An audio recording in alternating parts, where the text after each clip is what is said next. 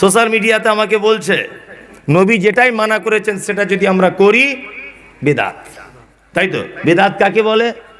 আমাকে সোশ্যাল মিডিয়াতে বলা হচ্ছে একটা হুজুর সাহেব চাইনিজ দাড়ি দেখবেন, ফতুয়া পাঞ্জাবি পরে থাকে, আমি নাম বলবো না, দেখবেন বেদাতের ব্যাখ্যা দিচ্ছেন, বলছে মাইক বেদাত। মমতাজুল ইসলাম আগে ছিল না, ও এসছে, ও বেদাত। আগে মোবাইল ছিল না, মোবাইলও বেদাত। মমতাজুল ইসলামের যখন জন্ম হয় তখন ও তো ওর বাপ ওর মায়ের কাছে রাতে ছিল, তার কি প্রমাণ আছে ওর বাপও বেদাত? আমাকে বক্তব্য দিতে দিতে বলছে, আমি ওকে বলছি ওরে গরু বেদাত কাকে বলে এটা আগে বোঝ। হ্যাঁ আচ্ছা বলুন তো, মাইক আজান দিলে নেকি বেশি না মুখে আজান দিলে? এ কত বড় আবার বোকা। এই মাইক আজান দিলে নেকি বেশি না মুখে? এ বলছে মুখে। দুটোই একই, তাই না? আজ থেকে 50 বছর আগে মাইক ছিল না, তখন কি হতো? একই। এখন শুধু মানুষের সুবিধার্থে মাইক ব্যবহার করা হয়। এ জড়বস্তু, এটা কেন বেদাত হতে যাবে? ইবাদতের জন্য কিছু করলে ওটা বেদাত নয়, ইবাদতের মধ্যে যদি কিছু করে ওটা বেদাত। ভালো করে বুঝবেন। এবার আরেকটা কথা বলছি, ইবাদতের জন্য যদি কিছু করা হয় সেটা বেদাত নয়, ইবাদতের মধ্যে যদি কিছু করা হয় তার নাম বেদাত। বেদাত কেমন? আপনাকে একটা গল্প বলি বোঝাই। একটা লোকের চোখের খুব প্রবলেম, তা ডাক্তারখানায় গেছে, ডাক্তার চশমা লিখে দিয়েছে। তা ও প্রেসক্রিপশনটা নিয়ে আর একটা চশমাওয়ালাকে দেখাতে গেছে। চশমাওয়ালাকে দেখিয়ে বলছে ভাই এই চশমাটা দেন তো। তা লোকটা তখন বলছে চশমাটার দাম 50 টাকা পড়বে, দিব? রুগী তখন বলছে কত পাওয়ারের চশমা বলুন তো? বলছে 50 পাওয়ারের চশমা। রুগী তখন বলছে 50 পাওয়ারের দাম 50? তা বলছে হ্যাঁ। তখন রুগী আবার বলছে তাহলে 100 পাওয়ারের দাম? বলছে ওটার দামও 50। রুগী তখন আবার বলছে 150 পাওয়ারের ভাই? বলছে 150 পাওয়ারের দামও 50। রুগী তখন বলছে তাহলে 150 পাওয়ারেরটাই দেন।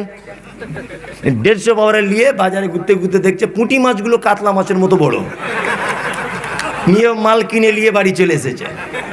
এখন ওর বউ যখন রান্না করে খেতে দিচ্ছে, ভালো করে বুঝবেন, বেদাত বোঝাচ্ছি আপনাকে। ওর বউ যখন রান্না করেছে, পুঁটি মাছ তো টক দিয়ে রান্না করে, আমাদের ভাষায় বলে চচ্চড়ি করে রান্না করে, তাই না? টমেটো টমেটো দিয়ে করে, ও তো পিস পিস করা যায় না, যায় যায় না। কারণ ওর বউ তেমন করেই রান্না করেছে। ও যখন খেতে বসেছে চশমা খুলে ওর বউকে বলছে হারাম করেই কাতলা মাছ আনলাম আর তুই আমাকে পুঁটি মাছ দিচ্ছিস কেন? ওর বউ তখন বলছে না আমার মরা বাপের কসম করে বলছি তুমি এই মাছই এনেছো। ও বলছে আমার মরা নানির কসম করে বলছি আমি এই মাছই এনেছি। বলে যদিও আল্লাহ ছাড়া কারো নামে কসম করা জায়েজ নয়, দুনিয়াবি বোঝানোর জন্য বলছি। স্বামী স্ত্রী খুব ফিকশন, যে বউকে মেরেছে একটা হাইব্রিড ঘুষি 440 ভোল্টেজে, বউ একদম পা করে ঘুরে ওইদিকে পড়েছে। এক সপ্তাহ বউটা মার খাচ্ছে। লোকটা মনে মনে ভাবছে 30 বছর বিয়ে করেছি, জীবনে বউ মার খায়নি, আজকে কেন মার খাচ্ছে? এ মনে হয় শালা চশমার কোনো প্রবলেম, বলে ডাক্তারের কাছে গেছে। ভাই দেখুন তো ভাই, এই চশমা পরে আমার বউ খুব মার খাচ্ছে। ডাক্তার তখন দেখে বলছে উরি সর্বনাশ ভাই, এই চশমা যদি 8-10 দিন তুমি ব্যবহার করতে তোমার বউ অটো তালাক হয়ে যেত। বউ টিকতো না। বলছে কেন? বলছে কই কাগজটা দেন। কাগজ দেখে বলছে আমি তো এই চশমা তো লিখিনি, আমি তো 50 পাওয়ারে লিখেছি। ও তখন বলছে দাম তো একই ঘোড়ার ডিম। তার মানে বোঝা গেল যে ডাক্তারের প্রেসক্রিপশন ছাড়া যদি রুগী মাস্টারি করে, রুগী বাঁচবে না মরবে? মরবে। সারা পৃথিবীতে যত রকমের পদ্ধতি আছে সমস্ত পদ্ধতির, ইবাদতের পদ্ধতির প্রেসক্রিপশন করেছেন কে? মুহাম্মদ সাল্লাল্লাহু আলাইহি সাল্লাম।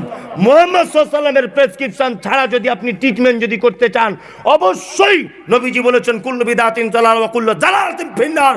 প্রত্যেক নতুন আবিষ্কৃত কাজই হচ্ছে ভ্রষ্টতা, প্রত্যেক ভ্রষ্টতাকারী স্থান হচ্ছে মধ্যে নার মানে আগুন। আমি মমতাজুল ইসলাম আপনাকে চ্যালেঞ্জ করে বললাম 15ই শাবানে যারা রোজা রাখবে এইটার কারণেই তাদের জাহান্নাম।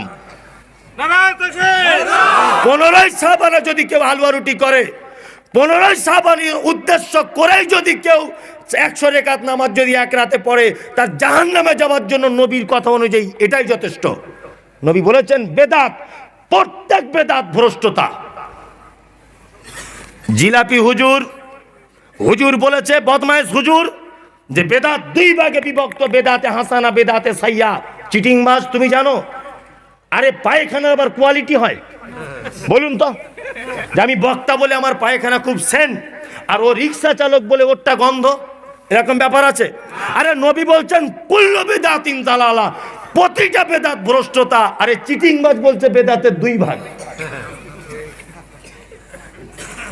চিটিংবাজ বলছে বেদাতের দুটো ভাগ, ভালো বেদাত আর খারাপ বেদাত। নবী বলছে সবটাই ভ্রষ্টতা, আরে 2 নম্বর জিলাপি হুজুর বলছে দুটো ভাগ। বেদাত আবার ভালো মন্দ হয়? তুমি জাতিকে পথভ্রষ্ট করছো বেদাত দিয়ে। খুব বিনীত অনুরোধ, আপনাকে একটা কথা বলে দিচ্ছি, শুনে রেখে দেন। বাদশাহ শাহজাহানের নাম শুনেছেন? শুনেছেন? বাদশাহ শাহজাহানের কাছে একটা লোক এসেছে, তার কাঁধে আছে একটা বাঁক। বাঁক বুঝেন? আগেকার দিনে মাটি টাটি বইতো, লোক বাঁক বলে, বাহুক, বাহুক আপনার ভাষা, আমাদের ওখানে বাঁক বলে। আমি আমারটাই বলছি যাতে আপনার বুঝতে অসুবিধা না হয়। আমার দেশের ভাষাতে, আমার জায়গার ভাষাতে বাঁক। এই বাঁকে করে দুটো খাঁচা এনেছে লোকটা বাদশাহ শাহজাহানের কাছে। খাঁচা বুঝেন? বুঝেন। একটা খাঁচাতে আছে একটা পাখি, আর একটা খাঁচা ফাঁকা। বাদশাহ শাহজাহান বলছে এই খাঁচাতে পাখি আর এই খাঁচা ফাঁকা কেন? তখন লোকটা বলছে, জাহাপনা, যে এটা ফাঁকা দেখছেন এটা আসলে খাঁচা নয়, এটা পাখি ধরা ফাঁদ। ফাঁদ বুঝেন তো? ফাঁদ। তো বলছে কাজ কি?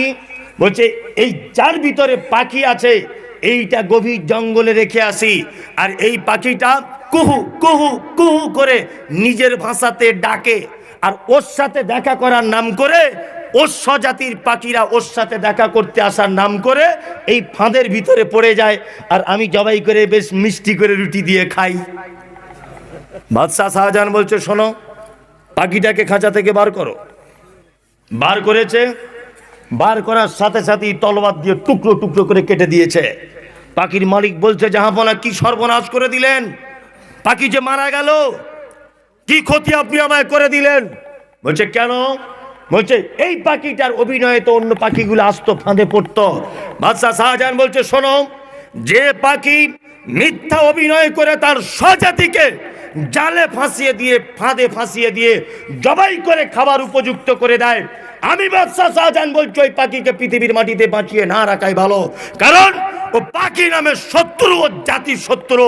আমি মমতাজুল ইসলাম বলছি, যারা বড় পাঞ্জাবি পরে, মাথায় টুপি দিয়ে, নামের আগে পীর, নামের পরে পীর, এইরকম যারা কাহিনী করে জাতিকে বেদাতের ভিতরে ঢুকিয়ে দিয়ে জাহান্নামের রাস্তায় ঢুকিয়ে দিচ্ছ, হযরত উমরের জামানা যদি হতো, হযরত উসমানের জামানা যদি হতো, হযরত আলীর জামানা যদি হতো, তোমাকে ফাঁসির মঞ্চে ঝুলিয়ে দেওয়া হতো।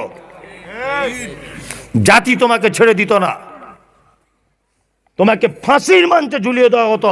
তুমি জাতিকে বেদাত দিয়ে জাহান্নামে ঢোকাচ্ছ, মিথ্যা অভিনয় করে, বড় পাঞ্জাবি পড়ে। কি বললাম বুঝলেন? জি। এখন মসজিদের জলসা, সত্যি কথা বলতে এটা আপনারা জেনে রাখুন, আমাকে আর কোথাও আদায়ের জলসাতে আনবেন না, ঠিক আছে? হ্যাঁ, যদি কেউ আমাকে জলসার জন্য ডেট করেও থাকেন, দয়া করে আজকেই ক্যান্সেল করে দেন। যদি বলছেন আদায় করা যাবে না, যাবে। আদায় করতে গেলে একটু গলা সুর ভালো লাগে, তাছাড়া লোক টাকা দিতে চায় না। আমার সেটা আর নেই।